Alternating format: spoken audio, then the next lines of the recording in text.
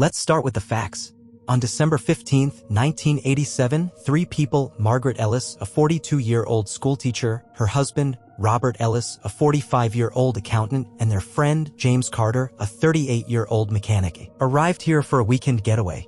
They were ordinary folks, excited for a holiday shopping trip. They checked in at 3:17 p.m., according to the hotel's logbook. By the next morning, they were gone. No luggage, no personal items, no trace. It was as if they'd vanished into the fog that blanketed the city that night. I got my hands on the original police reports, and here's where things get unsettling. The room, Suite 412, was pristine. Beds made, towels untouched, their suitcases neatly packed. The only thing out of place? A single coffee cup on the nightstand, half drunk, with Margaret's lipstick on the rim. The hotel staff swore no one saw them leave. No one heard a thing. It's like they stepped out of reality itself. Sarah's been chasing this story for 30 years. The Grand Meridian case gripped the city, she tells me, her voice steady but intense. The police initially thought it was a runaway situation, maybe the Elises were having marital issues or Carter got cold feet about something. But that theory fell apart fast. Their bank accounts were untouched. Their car was still in the hotel parking lot. And then there were the rumors. Rumors. Vancouver in the 80s was a city of secrets. The Grand Meridian had a reputation, whispers of shady dealings in the penthouse suites, connections to organized crime. Sarah dug into the hotel's past and found a string of odd incidents, guests reporting strange noises, lights flickering in empty rooms, even a bellhop who quit after claiming he saw shadows in Suite 412. The timeline gets murkier after check-in. Hotel security footage from 1987 was grainy and incomplete, but one clip showed the trio in the lobby at 7 p.m. heading toward the elevators. After that, nothing. No one saw them in the hotel bar, the restaurant, or the gift shop. The police interviewed every guest and staff member on duty. One housekeeper mentioned hearing a low hum from Suite 412 around midnight but thought it was the radiator. The hum stuck with me, Sarah says, leaning forward. I interviewed a physicist who speculated it could have been electrical interference, maybe from faulty wiring in the hotel. But then you had guests on the 4th floor reporting headaches and nausea that night. Something wasn't right. I decided to retrace their steps myself. Suite 412 is still in use today, though the hotel's been renovated. The room feels heavy. Maybe it's the weight of the story, but the air seems thicker here. I checked the window locked, just like in 87. No fire escape, no way out except the door. The police explored every angle. Kidnapping, foul play, even a cult theory after a local group claimed the trio had been taken for their energy. But nothing stuck. The most chilling detail came from a private investigator hired by Margaret's sister. He found a scrap of paper in the hotel's basement, tucked behind a boiler. It was a receipt from a diner across town, dated December 15, 1987, 11:45 p.m., for 3 coffees. The diner's night manager vaguely recalled a trio matching their description, but the timeline didn't add up. How could they have left the hotel, gone to a diner, and returned without anyone noticing? That receipt was the turning point, Sarah says. It suggested they left the hotel voluntarily, but why? And how did they get back? The case went cold because every lead contradicted another. My gut says there's something about Suite 412 we're missing, something the hotel's not telling. I spent hours in the city archives, combing through old blueprints of the Grand Meridian. There's a sealed-off section of the basement, rumored to have been used for illegal gambling in the 80s. Could the trio have stumbled into something they weren't supposed to see? Or was it simpler? Did they just walk away, starting new lives under new names? The truth is, we may never know. The Grand Meridian still welcomes guests, its neon sign glowing like nothing ever happened. But every time I pass Suite 412's door, I wonder, what really happened to Margaret, Robert, and James? Did they vanish into the fog? Or is the answer hidden in plain sight? I'm in room 306 of the Pineview Inn, a small hotel in rural Oregon. It looks like any other budget stop off the highway, faded wallpaper, a buzzing mini-fridge, the faint smell of mildew. But in 2014, this room was the setting for a night that changed one woman's life forever. Her name was Emily Harper, and what she experienced here wasn't just terrifying, it was incomprehensible. I'm here to tell her story, and trust me, you'll want to keep the lights on for this one. Emily was 29, a freelance photographer traveling solo through the Pacific Northwest.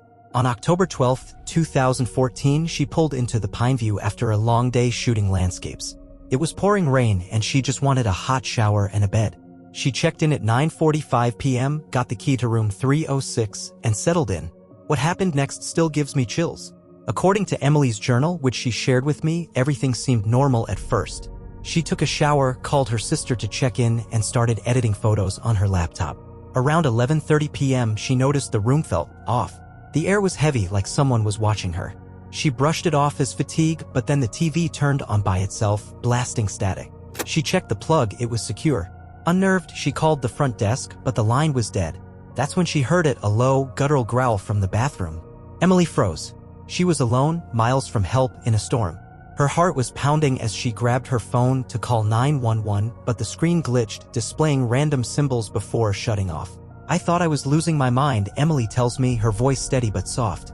The growl wasn't human. It wasn't an animal. It was wrong. I barricaded the door with the dresser and sat on the bed, clutching my camera like it was a weapon. I kept telling myself it was the storm, or maybe a prank, but deep down, I knew it wasn't. Emily's journal describes the next hour as pure terror. The growling stopped, but the room grew colder, the temperature plummeting despite the heater being on full blast.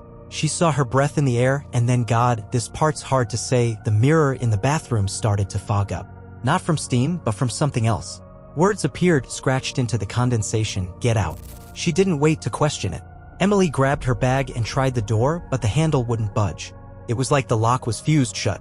She pounded on the door, screaming for help, but the hallway was silent.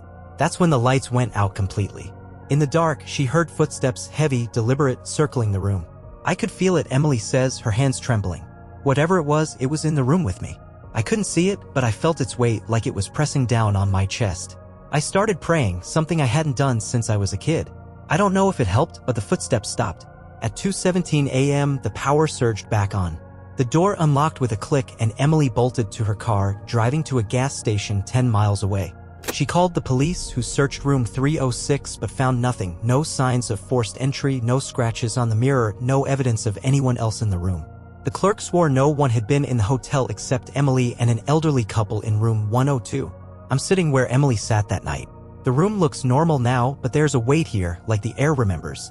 I checked the hotel's records and room 306 has a history. In 2009, a trucker reported strange noises and left in the middle of the night. In 2012, a couple complained of cold spots and a presence. The Pineview's manager dismissed it as old wiring and overactive imaginations, but I'm not so sure. Emily never returned to the Pineview, but she's okay now, living in Seattle and still taking photos. She keeps her journal as a reminder that some things can't be explained. The police closed the case, but locals still talk about room 306. Some say it's haunted. Others think it's something older, tied to the land itself. I don't know what Emily encountered that night, but I believe her.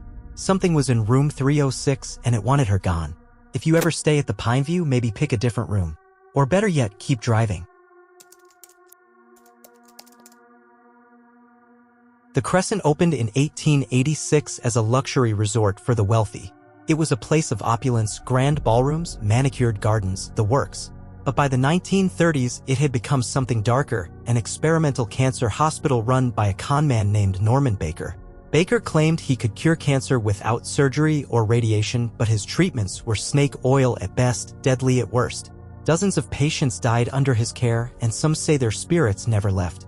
Room 218, though, has its own ghost, one that predates Baker's reign. His name is Michael, and he's been here since the hotel was built.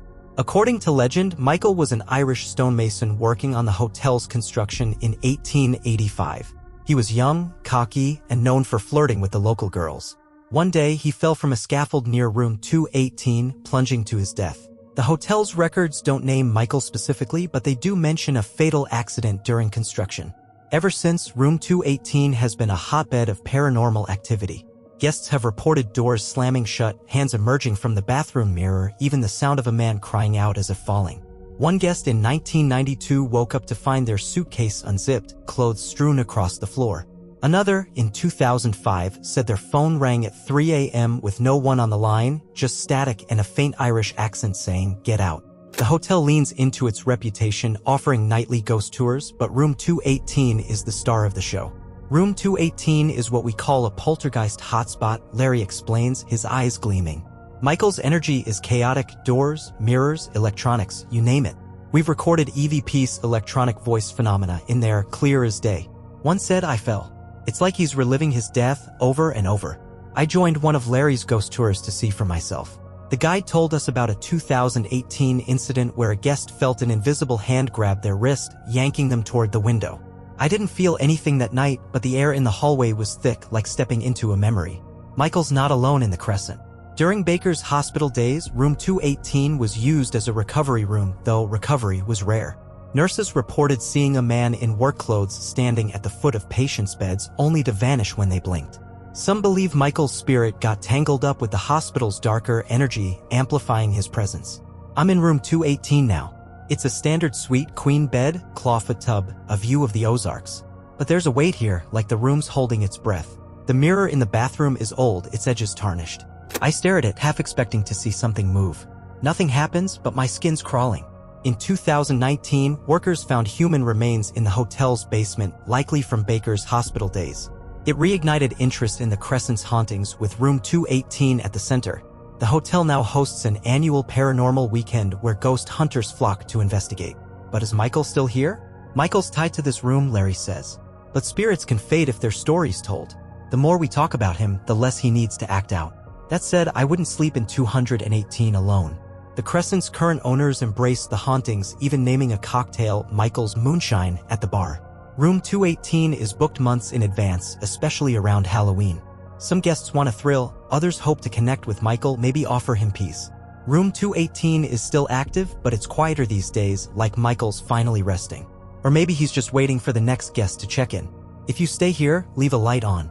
And don't be surprised if the mirror has a story to tell.